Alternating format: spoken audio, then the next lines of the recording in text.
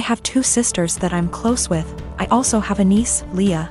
Leah's 16, and after my ex-wife decided to split up and divorce due to infertility problems that lasted for 5 years, I started a college fund for Leah to help her go to her chosen college.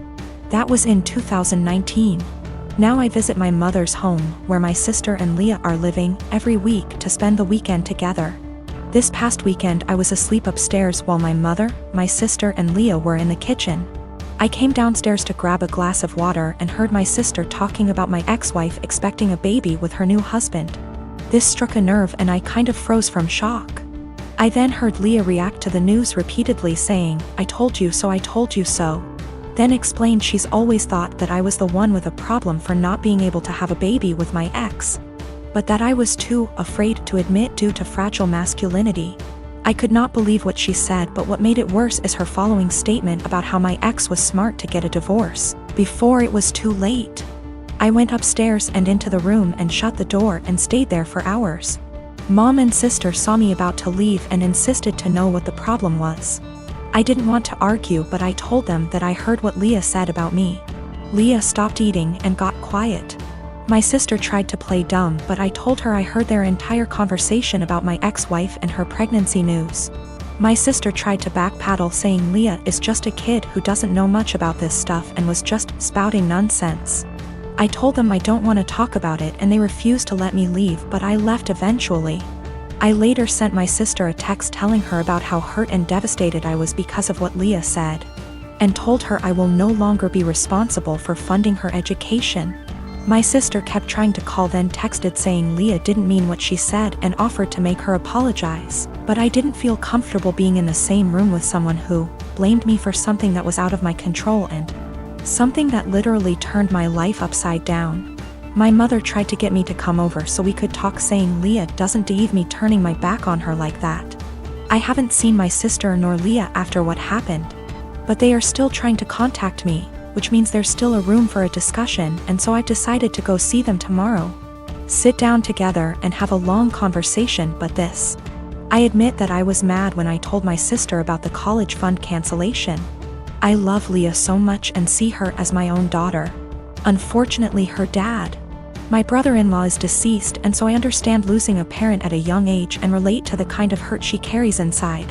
Lost my father in an accident when I was 11, and I think that sitting down and talking things out is the best option before I make any decision. Also, one more thing to clarify, both my ex-wife and I were having these fertility issues.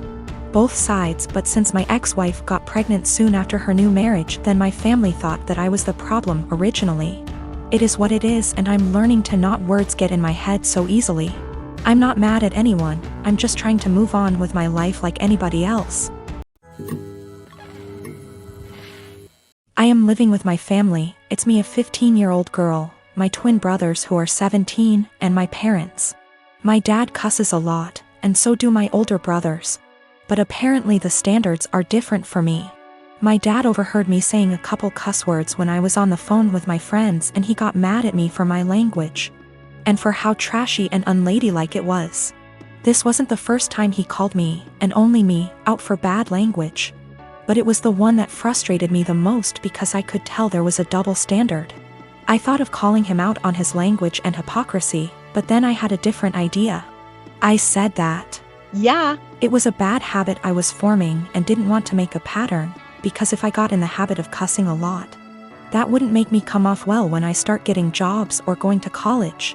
And as I was growing up, I wanted to learn how to speak respectfully and intelligently. But it was hard to keep from bad habits when I heard him and my brothers having potty mouth syndrome so often. They're setting an example whether they realize it or not. So I wanted to work on things for myself, but also together as a family. I suggested we make a swear tax where if anyone swears in front of anyone else who's participating, they give $1 to each person who heard them. I'd want that rule for myself because it would keep me accountable, and I'd really like it if the family joined me for it. So my dad said he'd join, and so would my mom. They got my brothers to be a part of it too. They didn't really have a choice. My parents decided to make it a rule. I know it's kinda petty, but I wanted to make the point that my dad and brothers swear a lot and I almost never do. In the few months we've had the rule, I've gotten about $250 from hearing my dad and brothers cuss. And have not sworn once. It's kinda making my brothers angry because they often cuss when they're mad, and I ask them for money, so they get madder and cuss more. So I get more money until they shut up. My dad actually got mad at me too. He was having some drinks, calling his brother and talking. And I came over after and asked for $18. He actually said he wouldn't give me that much, and there should be a cutoff. He gave me $5, which sends a weird message. Like swearing is bad, unless you want to swear a lot, then it's cool. I did it because I know I swear the least out of my family, but I was the only one getting in trouble for it. My dad practically gave me up to his sister from the moment I was born. My mom died when she was giving birth to me. And my aunt told me he never recovered from that because he blamed me for her dying. It hurt a lot as a kid that at family events he would ignore my existence. When I was a little older, he got more vocal about me killing her, and he can't stand to look at my face. You can imagine the amount of therapy that put me in. I used to go to church crying because I was scared about going to hell for doing that to my mom. That's how much his words me up. But the shitty part was that I never stopped trying to be accepted by him. After my high school graduation, he told me to never bother him again since he legally has no obligation to me anymore, since he was sending my aunt money to take care of me. Around that time is when I finally started accepting that reality, so from there we moved on with our lives. My aunt doesn't talk to me about him. Sometimes my grandparents do, and that's how I found out he got married. They were mad he didn't invite me to their wedding, but to me it didn't matter because we're not close. But it was his wife who wanted to meet me. It's the first time ever that he wants to make contact, and it was to pretty much say she wants me on their life. She doesn't know the real reason about why we're estranged. He asked me to please not say anything, and maybe this could be a way to reconcile after all. But he was only doing it for her. That much was clear when we talked. I never said I would be. He still insisted on us meeting at their place because she really wanted to meet me. All she thinks is we were estranged for not getting along in my teenager years, going to college and losing touch because of life stuff. It pissed me off that he played it off as us just not talking for petty reasons. Meanwhile, the actual reason damaged me for years. I told her the truth. Everything he said to me. That he was never a parent to me, that was all my aunt. It was definitely a shock for her. The outcome was a disaster. Everyone has heard about this now. My grandmas in particular told me she understands my anger. But this was his chance finding someone since losing my mom, and now it's been put in jeopardy. My dad is devastated. They think it was going too far to ruin his marriage that way when he was willing to include me in their lives, which could have been the start of our relationship. And they say not only did I ruin that, but also possibly wrecked his marriage. She just doesn't agree at all with what he did, and it could have been avoided if I didn't say anything. For me, it was hard not to tell the truth after the lies made it seem like it was nothing serious. I couldn't ignore what happened after what it did. If it was the right call since it put their whole marriage at risk after all. My sister Amanda never met her bio mom. My dad raised her alone until she was barely 1. My dad and my mom got married in 1992. Amanda knew that my mom wasn't her bio mother.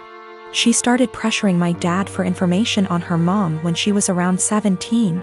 My dad always gave her vague answers and refused to talk about her bio mom, which put a strain on their relationship.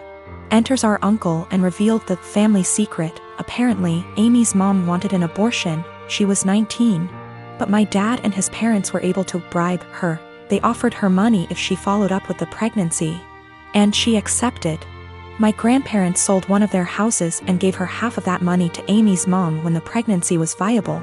And the other half she received when she waived her parental rights over Amy to let my mom adopt her when she was 4. My uncle wasn't supposed to tell her that. My grandparents were furious. Amy stopped her crusade to met her bio mom, and her relationship with my dad went back to normal. Amy never mentioned her bio mom again. Dad got her into therapy after that. A month ago, Amy found out that she was pregnant. The pregnancy was an accident. She switched birth controls. The problem being, Amy is about to start her surgical residency and her hours are insane. It is basically impossible to raise a baby while working in that rhythm, so she wanted an abortion. The problem is that Mark, her fiancé, 6 years together, wanted her to keep the baby. It caused a big fight. In a move to convince Amy to keep the baby, Mark told Dad about this. Until that point, no one in our family knew about this. Dad talked with her, and they got into an enormous fight. Amy got the abortion 10 days ago. Mark ended up breaking up with her. She is obviously really sad. My dad was acting like a jerk. He was pretending that Amy didn't exist. He didn't want to talk or see her. So on Christmas Day, we were exchanging gifts. When everyone had already finished giving each other gifts, Dad got up and gave Amy her present. He gave her an envelope in front of everyone and told her to open it. It was 3 pictures with something written on the back, a name, an address, and a phone number. Dad told her that he was tired of babying her, that this is a photo of her bio mom and her 2 sons. That was her bio mom address, and that he contacted her bio mom and she is willing to speak with Amy. He gave her Amy's number. Dad thinks that they will have a great relationship since they are so similar. Amy broke down crying. I ended up in a fight with Dad, called him a monster for doing that to her. He just said he was just tired and left. We ended up leaving and she spent the rest of Christmas crying on my shoulder. She is a mess since that. My younger brothers called me a Grinch for making a scene and ruining Christmas. My mom was silent during the whole thing. My parents have been giving me the cold shoulder since Christmas.